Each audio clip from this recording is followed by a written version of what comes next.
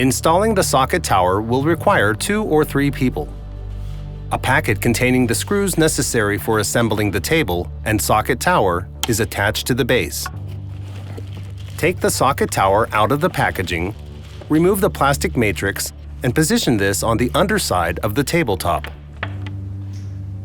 Insert the whole tower into the hole from the tabletop's upper surface. Start to insert the cable, then screw on the matrix until the tower is secured sufficiently. Tighten the plastic matrix using screws and a screwdriver. Insert the cable through the hole at the top of the base and route it through the plastic cable tube.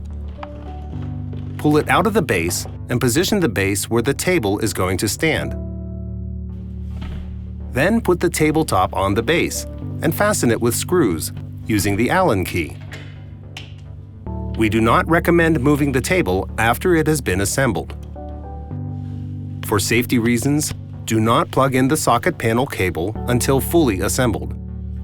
Simply lift one side of the upper cover to pull out the socket tower. When all necessary cables have been connected, it can be retracted. From then on, you can use all your table's features.